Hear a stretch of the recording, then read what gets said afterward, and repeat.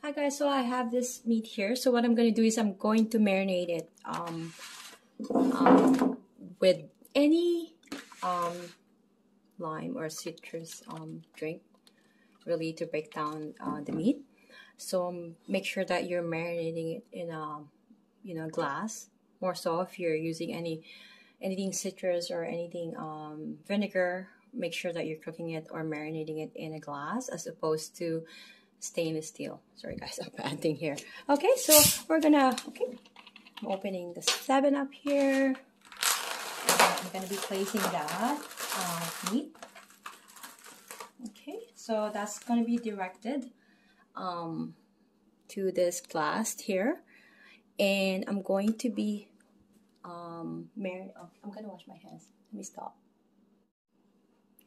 Okay, so I'm going to be placing that 7-Up drink, Sprite or anything citrusy. Vinegar will do as well, but trust me, this is better than, you know how people would buy those meat tenderizer. This is the best way to tenderize your meat. Soak it there overnight, it will do its job. But I'm making sisig and Filipino barbecue with this, although I'm not putting it in a skewer, okay, because my kids love those, and Pete loves the sisig here, so I'm gonna make a little bit portion for sisig, the fatty part, and I'm gonna make this as the Filipino barbecue. So see you guys when I cook this. Okay, so it'll be marinated for until dinner time. So I would say we'll be marinating for 3 hours, and we'll be cooking it for dinner. Hi guys, so since this is a Filipino edition, okay, so I'm gonna be using a banana sauce or banana ketchup as we call it. I'm gonna be placing that after the full marination, and also I will be using not a regular soy sauce but with calamansi on it. It's like a lime in the Philippines, and we call this toyo mansi because of that combination, because it's soy sauce with small lime or calamansi. Okay, also if you prefer, sometimes I put a little powder, the tamarind soup base powder, and it just add that flavor. So when you you have to sort of cook this with the fire, and you put a little soy sauce and with this together and with the Sprite, and you add this on top. That's just unbelievably amazing barbecue. Filipino barbecue are really well known. My Filipino tongue is coming out, guys, but it is really good if you have these combinations. Okay, so see you guys later.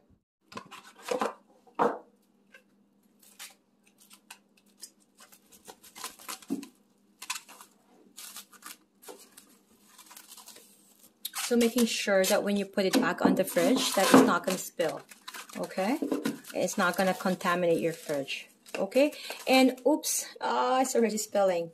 Okay, and then make sure that all the raw meat, I took smart safety for food safety as well, here in Toronto, Canada. So make sure that the meat is at the bottom, right? Because again, we're trying to avoid the contamination of raw meat. Okay, and you know, we were told to wash our meat, but it's best not to wash them to prevent contamination, because you cook meat, it's anything there will be dead. Okay, it'll be cooked or anything. So see you guys in the next minute or so. Okay.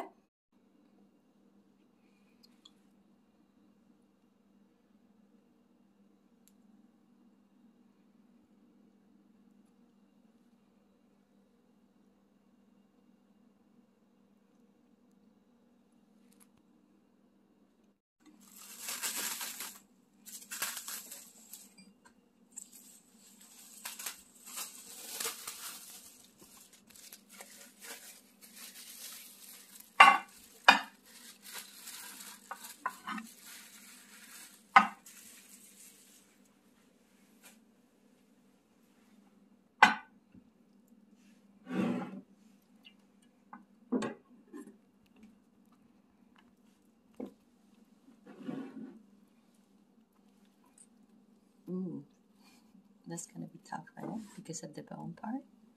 Challenge to cut. Thank goodness you have sharpened the knife, right? Mm-hmm.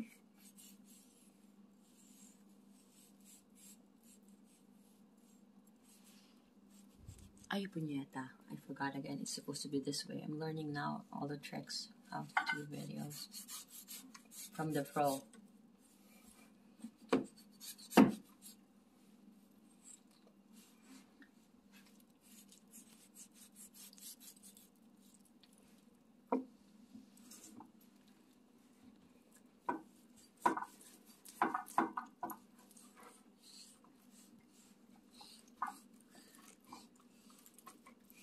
Because this alone is a video of how to cut, right? What part is this again? What do you call this part again? I forgot. Well, it's not it's a pork shoulder. Is that pork shoulder? Okay.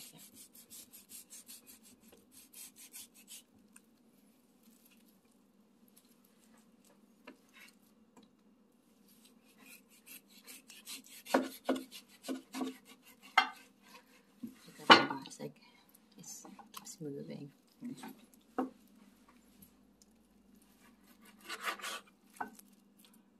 I don't want my viewers to feel dizzy. My viewers. All of them. Yes. All of you too. All of my viewers.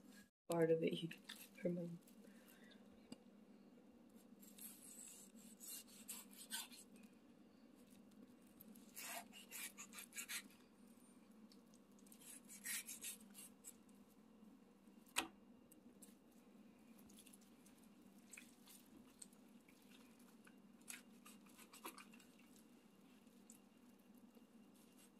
You can consider this because you know how like you can debone a fish, right?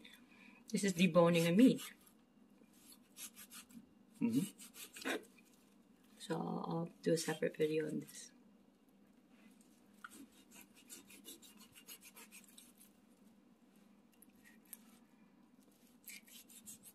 It's hard to have some meat on here because you can. No, I'm gonna use that for soup. Yeah. So that bone part, yeah. Well, I could still take out some meat from there if we need to. Just put it back in this marinade, because this is pretty much 7-Up or any citrus drink will help to tenderize the meat. So, this one back. Or want some?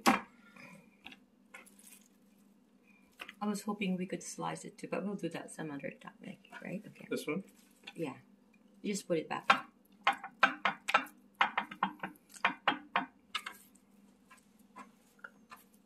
So that will be for the Filipino pork barbecue.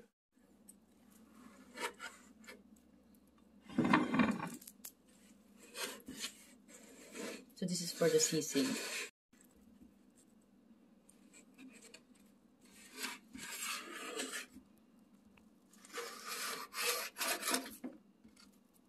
That's the skin. It's okay. Put the skin. No, I'm just saying that I'm just cutting it. That's why it's a little harder. I'm gonna kind of fry it, slightly fry it. So a sharp knife is crucial to do this. You have to have super sharp knife. If you wanna explain, well, because I have nothing to say. Yeah, I can't put music anymore. I don't want my my YouTube channel to be taken down. I didn't know that you can put music. Knife. Yeah, so you can talk. So just this knife, just keep it really sharp. So I'm just using a piece of metal from another knife, and if you go at an angle here, it's not a big angle, like 15%, 20% angle, and I'm just going along. That's it. That's all I need. Mm-hmm. And that edge is now really sharp. Sharpened. Okay. I'm gonna have a sip of this. Okay. So again, we're making sisig. I'll see you guys in a second.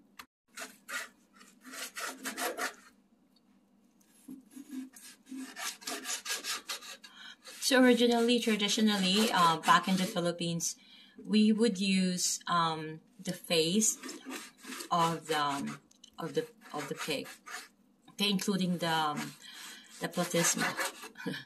Platysma is the chin part of the pig, which is fatty. Okay, platysma. I don't know if they have platysma, but for human, it's just in comparison for platysma. Okay, so just FYI. So meaning it's fatty. So that's, and most importantly is cardiology is the ear part. So that's what gives a crunch to sisig. This is based on how I was accustomed. Okay, I didn't do a full research. You can do your own full research. But what makes it really interesting is the brain. Okay, so they use the brain and real Philippine lime with a slice of raw onions. But the meat has to be cooked in a certain way, which I'm going to be showing you. Okay, but this time we don't have a brain of the pork, so we're going to use mayonnaise to mimic that, and it tastes really good. So continuing here, slicing, because we cannot put any music unless we can produce our own music here for island dish music. So we are slicing here and we're giving information. So it is really important that you slice them in a very bite-sized portion. Okay, and the rule of thumb when you're slicing the onions as well, regardless, it will be the same size of the meat. Originally, again, traditionally, the sisig has to be really thinly sliced, but we live in Toronto, Canada, and it's a busy life, so we're trying to get the full taste, the taste of sisig, but not trying to we're not putting much effort on slicing it very thinly. I guess that's what I'm trying to say. Okay. Any ad-lib you want to put here? No. Well, it shrinks down a lot too when you cook it because the fat renders out some of it. So the biggest piece is not going to be the worst thing. Yeah. The skin is kind of, I guess, the main part. Yeah, but if you kind of, if I have to fry it in a way that it's facing the pan, and it will crunch up, and it will seal that flavor on the fat. Oh, so I will do my best. Maybe not all of them because I should have done it at the beginning, but this is the best way to go. Other people will like try to bake them first or fry it as a whole and then cut it.